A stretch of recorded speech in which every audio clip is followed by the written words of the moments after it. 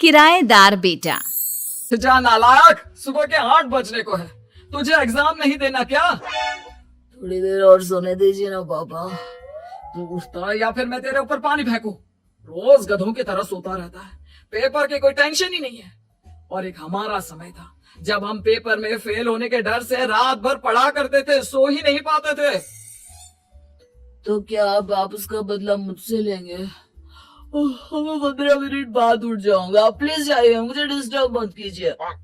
इतना कहकर रौनक रजाई ढककर फिर से सो जाता है। तू ऐसा नहीं मानेगा, रुक मैं अभी पानी लेकर आता हूँ।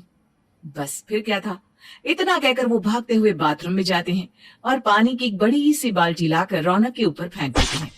पानी पड़ते ही रौनक झट से उठ जाता है। ये आपने क्या किया पापा? अब तू उठेगा नहीं तो यही करना पड़ेगा ना। वैसे थैंक्स डैड, आपके कारण ना अब मुझे नहाने की भी जरूरत नहीं पड़ेगी। चलिए अब आप माँ से बोलकर मेरे कपड़े निकलवा दीजिए, तब तक मैं ब्रश कर लेता हूँ। वैसे कल ना आप एक काम और करना, नहलाने के साथ साथ मुझे ब्रश भी करवा देना। ये ब्रश करने में ना मुझे बहुत आलस आता है। रौनक की बातों से अरविंद का मुंह खुला का खुला रह जाता है। वो अपनी पत्नी कमला के पास जाता है और रौनक की हरकतों के बारे में बताता है, जिसे सुन उसकी पत्नी हंसने लगती है। तुम अपने बेटे को समझाने के बजाय हंस रही हो। रौनक बच्चा है, धीरे धीरे सुधर जाएगा, आप क्यों उसके पीछे पड़े रहते हो? अभी नहीं सुधरेगा तो कब सुधरेगा? 10वीं क्लास में है रौनक, वो अब कोई बच्चा नहीं रहा। अरविंद की इतना बोलते ही वहाँ रौनक भी आ जाता है। क्या डैड, मैंने आपको एक काम दिया था, वो भी नहीं हुआ आपसे। अरे क्या हुआ बेटा? माँ, मैंने डैड से बोला था कि वो आपको बोलकर मेरे स्कूल की यूनिफॉर्म निकाल दे, लेकिन मेरे पीछे पड़ने के अलावा इनसे एक काम ढंग से नहीं होता। देख रही हो कमला, देख रही हो अपने लाडले को? अरे आप चुप रहिए जी। चलो बेटा, मैं तुम्हें कपड़े निकाल कर दे देती हूँ बस। ऐसे ही साल पर साल बीतते जाते हैं, लेकिन रौनक के रवैये में कोई बदलाव नहीं आता। वो पहले से भी ज्यादा आलसी और पूरी तरह अपने माता पिता पर निर्भर हो जाता है। 2 साल बाद पता नहीं कहाँ गायब रहता है पूरे दिन, अब तक तो आ जाना चाहिए था। अरे आप इतनी फिक्र क्यों कर रहे हो उसकी? दोस्तों के साथ खेल रहा होगा, आ जाएगा अभी। ये कोई टाइम है खेलने का? 10 बजने वाले हैं, इतनी रात में कौन खेलता है? कमला कुछ कहती उससे पहले ही रौनक वहाँ आ जाता है। मम्मी जल्दी से खाना लगा दो, बहुत भूख लग रही है। तुम्हें तब तक खाना नहीं मिलेगा जब तक तुम बता नहीं देते कि इतनी रात गए कहाँ से आ रहे हो। ओ प्लीज डैड, अब आप एसी पे प्रद्युमन बनकर मेरे सर पर बंदूक लेकर मत बैठ जाना। अपनी फालतू की बकवास बंद कर और बता कहाँ से आ रहा है। माँ अब समझाइए ना डैड को। बता देना बेटा, इनको भी तसल्ली हो जाएगी। आप बोल रही हैं तो बता देता हूँ, मैं दोस्तों के साथ मूवी देखने गया था, इसलिए देर हो गई। तू इन सब चीजों में मेरे पैसे उड़ाता है? कभी 1 रुपया कमाने के बारे में सोचा है तूने? जब देखो हवा की तरह पैसे उड़ाता रहता है। माँ अब आप इन्हें चुप करा दीजिए, वरना ना मुझे गुस्सा आ जाएगा। अच्छा क्या कर लेगा? बता ना, क्या कर लेगा तू? वैसे बात तो ठीक ही है, मैं कर ही क्या सकता हूँ, पैसे तो फिर भी मैं आपसे ही मांगूंगा ना। चलिए अब ये सब बात छोड़िए और मम्मी मेरे लिए खाना लगा दीजिए। अभी लगा देती हूँ बेटा। मैं बता रहा हूँ कमला, एक दिन ये ऐसे ही बिगड़ जाएगा। उफो, आप क्यों इतना पीछे पड़े रहते हो मेरे बच्चे के? बात की बाद में देखेंगे, अभी आप शांति से उसे खाना खाने देंगे। अगले दिन। डैडी मुझे 10,000 रुपए चाहिए। हाँ? अब इतने पैसे क्यों चाहिए तुझे? डैड आप बिना सवाल किए कभी पैसे नहीं दे सकते क्या? जब तक तू बताएगा नहीं तुझे पैसे भी नहीं मिलेंगे। अरे अब आप अपने बेटे को पैसे भी नहीं दे सकते?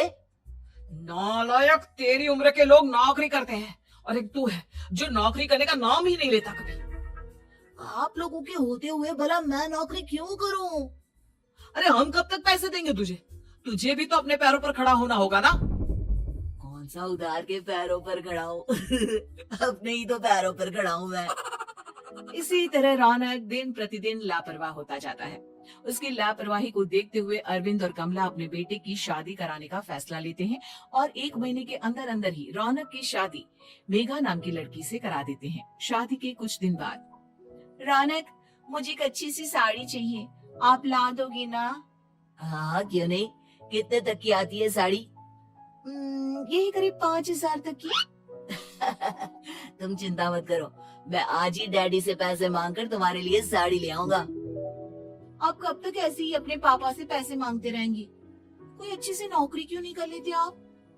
अरे डैड के होते हुए मुझे नौकरी करने की जरूरत ही क्या है? फिर आप ऐसे कब तक उनसे पैसे मांगते रहेंगे? कुछ आपको अपने दम पर भी तो करना होगा ना। अब तुम भी बाकी लोगों की तरह मुझे ज्ञान देना शुरू मत कर देना। साड़ी चाहिए ना तुम्हें, मिल जाएगी बस। इतना कहकर रौनक अपने पिता से पैसे मांगने चला जाता है। डैडी, मुझे 5,000 रुपया चाहिए। अब 5,000 क्यों चाहिए तुझे? वो मेघा को साड़ी चाहिए थी। अरविंद आगे बिना कुछ कहे चुपचाप उसे पैसे निकाल कर दे देता है।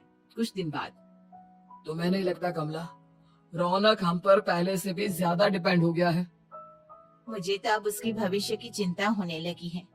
कल को हमें कुछ हो गया तो वो क्या करेगा? काश तुमने पहले ये सोच लिया होता तो आज हमारा बेटा इतना लापरवाह नहीं होता। तब मुझे कहाँ पता था कि मेरा लाड प्यार उसे इतना बिगाड़ देगा कि वो इस हद तक लापरवाह बन जाएगा। कोई बात नहीं, अभी भी देर नहीं हुई। मुझे पता है उसे कैसे सुधारा जा सकता है। कैसे? अरविंद कुछ कहता उससे पहले रौनक वहां आ जाता है और पैसों के लिए हाथ फैलाने लगता है। डैड, मैं और मेघा बाहर घूमने जाना चाहते हैं। अरे वाह, ये आज सूरज कहाँ से निकला है? Dad please. अच्छा चलो अब मुद्दे की बात करो। मुझे अब 25,000 चाहिए। अब तुम्हें 1 रुपया भी नहीं मिलने वाला। अगर तुम्हें पैसों की इतनी ही जरूरत है तो कोई ढंग की नौकरी कर लो। मम्मी, आप कुछ कहिए ना डैड को। बेटा, वो गलत क्या बोल रहे हैं? ये सब हम तेरे भले के लिए ही तो कर रहे हैं। मम्मा, मैंने बताया ना आपको, मुझे नहीं करनी कोई जॉब वॉब। तो ठीक है, निकल जाओ हमारे घर से। तुम्हारे जैसे लोगों के लिए मैंने ये घर खड़ा नहीं किया है। जितना ये घर आपका है ना, उतना ही मेरा भी है। मैं कहीं नहीं जाने वाला। जाना तो पड़ेगा ही तुझे, क्योंकि अब मैं तेरा कोई भी खर्चा नहीं उठाने वाला। ठीक है, मत उठाइए मेरा खर्चा, मैं अपने दम पर भी जी सकता हूँ। तो बेशर्मों की तरह अब तक यहाँ क्यों खड़ा है? अपना सामान ले आओ, निकल जाए यहाँ से। रौनक पैर पटकते हुए वहां से चला जाता है। घर से निकालना जरूरी है क्या उसे? बिना पैसों के कौन रखेगा उसे किराए पर? अगर उसका भविष्य सुधारना है तो हमें अपने दिल पर पत्थर रखकर ये कदम उठाना ही होगा।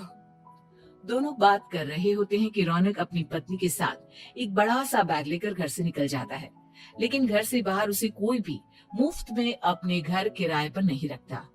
अंत में थक हार कर वो फिर से अपने घर चला जाता है। क्या हुआ? थोड़ी देर पहले तो दहाड़ते हुए घर से निकला था, अब क्या हुआ? नहीं रखा ना किसी ने तुझे किराए पर? डैड प्लीज, मैं कुछ दिनों में कोई अच्छी सी नौकरी शुरू कर दूंगा। आप तब तक तो हमें रख लीजिए प्लीज। सुबह से रात हो चुकी है लेकिन कोई हमें रखने को राजी नहीं है। अब आप ही बताइए, इतनी रात को मैं मेघा को लेकर कहाँ जाऊंगा? ठीक है ठीक है, बहू की वजह से मैं तुझे घर पर रख रहा हूँ, लेकिन तू इस घर में एक बेटे की नहीं बल्कि एक किराएदार की हैसियत से रहेगा। 3 महीने है तेरे पास। इन 3 महीनों के अंदर अंदर मुझे तेरी पहली तनख्वाह हाथ में चाहिए, समझ गया? पक्का डैड, इन 3 महीनों के अंदर अंदर तो कोई बढ़िया सी नौकरी ढूंढ ही लूंगा मैं।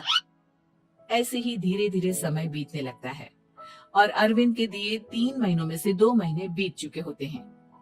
पापा जी ने हमें 3 महीने दिए थे, जिसमें से 2 महीने तो बीत चुके हैं। अब ये आखिरी महीना बचा है। अरे तुम चिंता मत करो, आज मेरा ना 2 जगह इंटरव्यू है, दोनों में से कहीं ना कहीं तो जॉब लगी जाएगी। अच्छा, all the best. Raunak interview के लिए निकल जाता है, जिसके बाद शाम में रौनक घर आता है। कैसा गया इंटरव्यू? आपकी नौकरी लगी या नहीं? अरे पहले सांस तो ले लेने दो अच्छे से। बताइए ना, मुझसे तो जरा भी इंतजार नहीं हो रहा है।